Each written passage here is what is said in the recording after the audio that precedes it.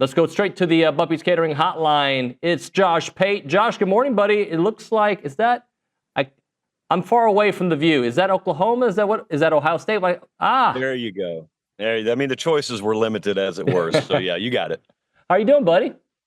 I'm good. I'm flossing actually in the middle of our interview. So just ignore all that. These things are great, David. Everybody else had already discovered them, but this is pretty new for me. I don't want to say discover, but I started using a water pick after Christmas. I like it. Oof. I like it. It's quality. I imagine I would like a water pick like I imagine I would like a private jet. It just seems a little out of my reach right now. I get it. And by the way, what time do you usually wake up? Because I got a text from you super early this morning. You were up at 5 a.m.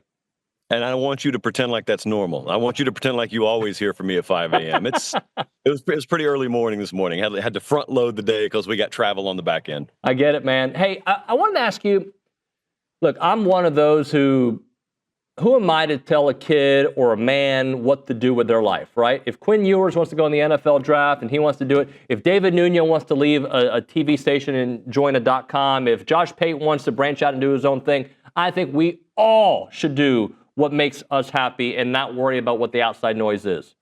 That being said, is Quinn Ewers maybe, I feel like I'm talking on both sides, just another example of, hey guys, leaving for the draft, it's not always that great because there's an opportunity to still develop, make money in the transfer portal that you may never see again. Yeah, it always depends on your priority structure. I guess with any decision in life. I've watched people do something I think is completely foolish, and then you learn the story behind it, and you say, well, now given that information, maybe it doesn't sound so crazy.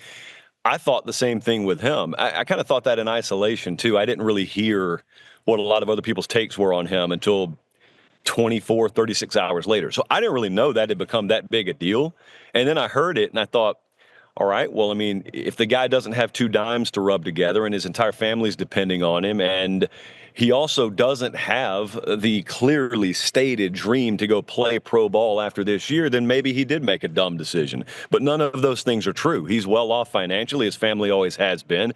It was very, very well known internally that this was going to be it for him this year in college. He's just ready to start the clock on an NFL career. And I think he looks at it, David, aside from all those things, he looks at it and says, I'm going to bet on myself. Clearly, that means I believe in myself, right? So, yeah, I'm going to earn a little bit less on the front end of this rookie deal than I would have. But if I'm right about myself, my second deal is going to be monstrous anyway. Let's say all that doesn't happen, though. Let's say he bets on himself and he's wrong. You know as well as I do in that state what it means for the next 40 years of your life to be able to just purely market yourself as a former Texas quarterback, or in College Station, a former Texas A&M quarterback, instead of I played at Texas and then transferred somewhere else for my last year. It just doesn't ring the bell quite as much on the public speaking circuit down the road. And again, I know, most people watching this know, over the long haul, that nets you a whole lot more monetarily than he may have left on the table NIL-wise for one more year in college. The mercenary angle of college football, or college sports, I should say, bugs me. I get it, though. There's certain players that will probably never make it at the pro level, or at least at the NFL level. And in that example, I kind of like, dude, go play another year somewhere. I don't like when you are, quote unquote, a face of an era of a team. Yeah, I thought about that. I also thought about, I don't know if you were struck this way, but when I started hearing the criticism, I thought to myself, now hold on a second. Let's not view this in isolation. Let's view it in totality. So one of, I would say, the key complaints that many people have had about this sport recently is the M word, the mercenary angle. That's tied to money. That's tied to the portal in NIL, obviously. But it's also tied to the concept that there's really big money to be made playing college football right now. And so you've got a lot of bag chasing going on. Not to demonize guys, but to also tell the truth about it. That is what it is. Okay, so then you feel the way you feel about it. But I do question someone who has a problem with a kid who leaves Oregon to go to Michigan because they offered $750K per year more in housing and travel for family, etc. You criticize that kid for going and chasing the bag. You're also the same one criticizing Quinn Ewers for turning one down. And all I was trying to do, because I couldn't care less either way, all I was trying to do is figure out, where's the consistency Yeah. in the argument, or where's the consistency in the viewpoint? And you'll be shocked to learn I arrived at the conclusion that there really isn't any. Well, and as a parent, like I think to myself, well, I want my kid happy. If he has an opportunity to play sports at a high level and he's sitting behind a guy that he's never going to pass to play, or there's another school that maybe that system values his skill set a little bit more. I like the idea of the movement, but as a college football, not historian, purist, I don't know. I don't like it for the viewing experience outside of the parent experience, if that makes any sense. Yeah, I'd also say this. So everyone says everything is cyclical in life, which is not true, or the concept of a straight line wouldn't exist. But I do think there's an evolutionary nature to a lot of things, college football included. So I'm at Ohio State right now.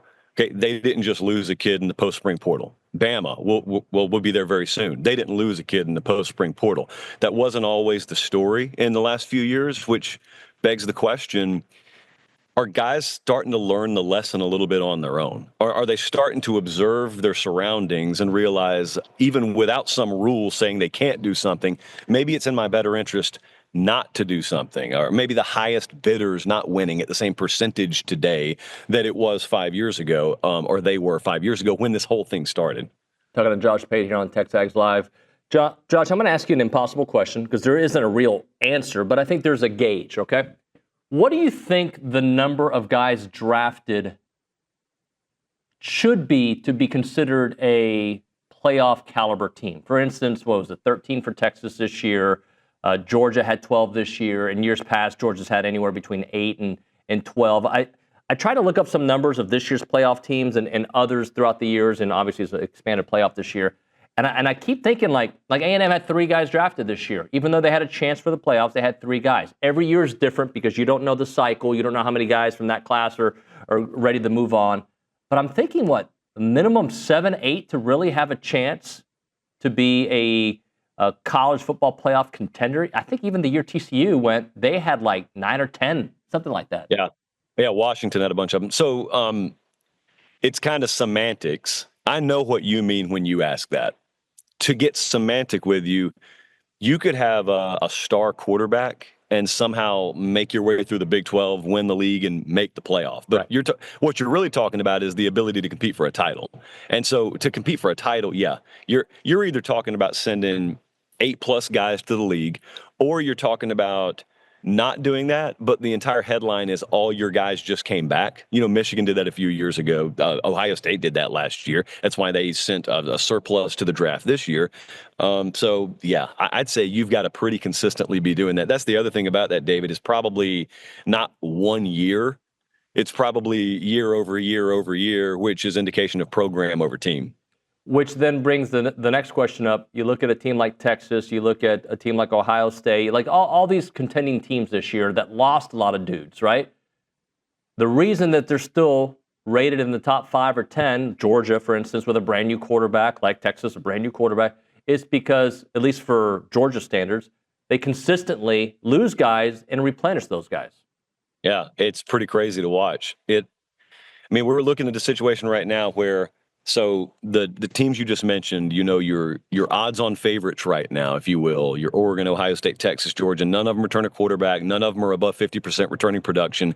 And yet, seemingly blindly to the casual observer, they're just expected to win. Well, that is true, and it is seeming, but it's not blind. It's just understanding there's track record. We watched this with Saban in his years at Alabama. How many times did we see not only they'd lose a huge chunk of their returning production, they'd also lose their coaching staff. So they'd have new quarterback, 30% returning production, a couple new coordinators, 3 new position coaches, and yet there they are. And you just learned you can set your watch by a few things in this sport. Now, you fast forward to the modern day, certainly you're still applying that logic to whoever the perennial playoff, programs are. But do you start to evolve that thinking? Does history, or the future, I guess, does it start to teach us some lessons about how much more vulnerable even the best programs are today because of what mechanisms like the portal may have done to the second and third layer of depth that you used to just be able to stockpile? I know you're not a huge NFL draft guy. Obviously, you watched them develop to become pros. But did you have any thoughts on the whole Shedeur Sanders slip in this draft? Yeah, it was pretty straightforward to me. I don't know that it's really radical. That's why you probably won't get a lot of clicks off this. I just think the league viewed him as a backup caliber quarterback. And as anyone who watches the draft knows, if you're drafting backup, you're drafting that late. And you're also really relying on them to be kind of a church mouse, to come in and then disappear for a couple of years and be a good locker room presence and be a sponge and absorb. And the last thing that you're willing to accept drafting a backup quarterback is baggage or drama. And whether that's real or perceived, well, whether it's real or not, it was perceived to be attached to Shedeur Sanders. So I know there are 32 teams in the league, but I was talking to some front office guys, including one that was at an organization that many thought would take Shedeur, and they didn't even have him on their board. And they said to me, or one of the guys said to me, you really need to think about this as what is the market for him? Because it isn't 32 teams. And then you get later in the draft, and it's probably 5 or 6 teams that are even willing to consider the idea. And they only come around so many times in any given round of the draft. So it was a spectacle to watch. Now, my personal feel, I'm not calling myself some grand talent evaluator, but I think if given time, he just falls off the radar for a little while, he could emerge as a good player in that league. I'm almost in a twisted way glad he's not going to be counted on to be the face of a franchise in 2025. I watched some of the videos with him, and I actually thought he handled all the drama, if you will, with a lot of class, considering the prank call and slipping. And, we've seen other guys like just look humiliated. I don't feel he gave that vibe off. But I still think that the whole Deion angle, and I think Deion, not only was he he's a Hall of Famer, the greatest cornerback I ever watched play. I think what he's done with Colorado is going to be a case study for the way maybe this new era of college sports goes. But I feel like we've seen a couple situations over the last month where quarterbacks who are typically not drama positions, usually not a position of drama, we're starting to see drama with Nico, with Shedeur, and obviously at different levels. And I'm curious, is that a product of the NIL, of social media? I wonder why, because maybe I'm wrong. I mean, how often do we have drama with quarterbacks, especially around the draft? I know we had it with Johnny a little bit. I think it's a product of people's camps becoming bigger, and that's kind of a byproduct of NIL. It's not the money itself per se, I don't think, at least. I do think it's a product of how many more people the money sucks into your orbit. That was the case with Nico. I mean, did you see Nico Iamaleava do a single interview? Did you see him give a single statement during that entire time with Tennessee? No, but yet there were several people who spoke anonymously and on the record for him, which creates, an entire hurricane of people talking about him. Notice it's always him. It's never the people associated with him. So the people associated with him create the conversation about him in the absence of him speaking for himself. So in a roundabout way, yeah, that's tied to money. That's tied to NIL. I don't think it's a direct result from it, but it is an eventual result from it. So you're there at Ohio State. I find their story to be kind of spectacular because they were my pick to win the national championship last year before the season started. And then obviously all the chaos that happened at the end of the season, losing to Michigan, and it was kind of like their rally cry, and then finding a way to win. When we write the story about Ryan Day, like, how much of that story is going to be the fact that he was able to stay above the noise and just get that team that year past all the naysayers? It's one of the things I'm most excited to talk to him about today, because I think that's the story. The further you get away from 2024, all someone in Clearwater, Florida, or Spokane, Washington will remember is Ohio State had a really good team. They won the title. Ryan Day finally won a national title. That's what they'll remember. They don't remember what the next 72 hours after the Michigan loss was like, but he does because he lived it. And so it's so easy when you know the way the story ends to tell it in this like fortune cookie bumper sticker type manner. I mean, Ohio State, no one was stopping them that year. Well, two teams stopped them last year. And then had they not gotten themselves off the deck in what was just an incredible coaching job, psychologically and physically, then there'd be a footnote. Well, there'd be a focal point of history for all the wrong reasons. And David, I don't know that story's really been told. Honestly, I don't think that is the kind of story you fully tell until your career's over. Because I guarantee you there's a lot of it that's still sort of kept in the briefcase over here. You can use it to fuel you. It calluses you a little bit. You become jaded towards some things. You become aware of other things. But you probably saw one of the best, or if you hate Ohio State, at least most intriguing stories that we've seen in this sport play out last year. And you may know 30 or 40% of it. James Franklin, another Big Ten team we're talking about here, disappointed with the potential roster limits. And I know that Claudia Wilkins, the judge in the House settlements, trying to make sure that is these players right now are grandfathered in. They got 10 more days to figure it out. But when you think about Penn State this year, they're one of these teams that every year I feel like we talk about them in a different way than we talk about A&M. Like, they got to break through. They break through. Last year, they came extremely close to breaking through. How close are they right now, Josh? Yeah, so same story every year with them. You look and you say, that's about 4/5 of what I need from a championship caliber team. Where are the wide receivers? Answer is they're not there. Conclusion, Penn State's ceiling is that of being well below championship caliber team. They just went and got 3 of them out of the portal. All right, so they could go 0 for 3, they could go 1 for 3. If they go 3 for 3, then it's really that simple. You got bounces that go your way. You're fortuitous on the injury front. You execute the way that you've already known you can execute.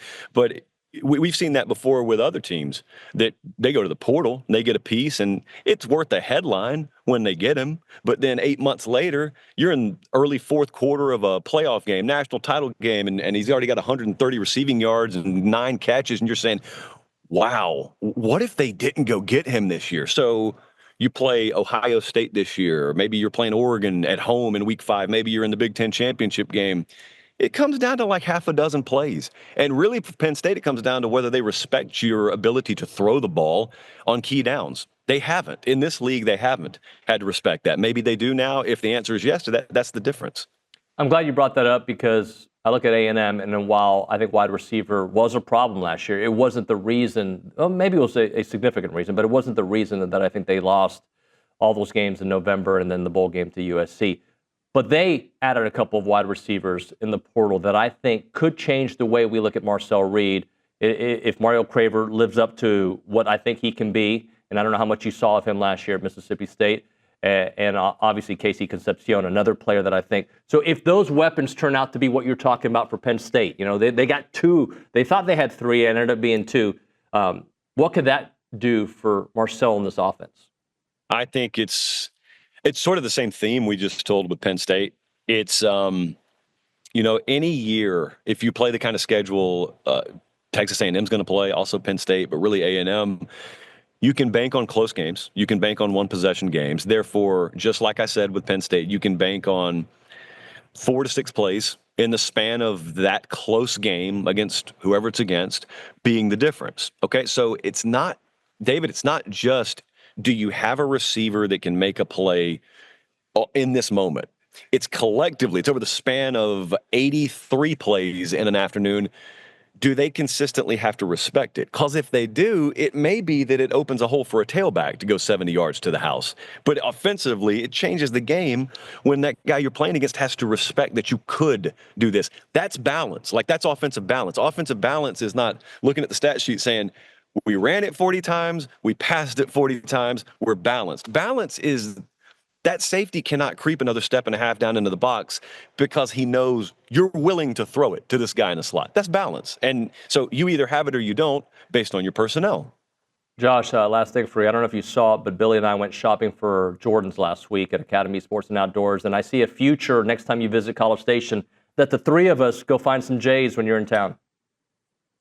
If I did that, I would also take a picture of the receipt and I would tweet #Academy X Jordan, and I would tag Pate State. I would tag me, and I would tag Academy because, David, I'm told that you may get some gift cards out of that deal. I can confirm that. It's not even a rumor. I can confirm that. And by the way, congrats on your new merchandise. Sincerely, congrats on that. Thank you very much. The Lucas, and I'm a big Luca fan. I don't know how much NBA you watch. I know you are. I know you are. Luca, also a really good song by Suzanne Vega in the 80s. Spell it differently. Yeah. But same pronunciation. Josh, safe travels, buddy. Talk to you soon. Appreciate it, brother. Later, man.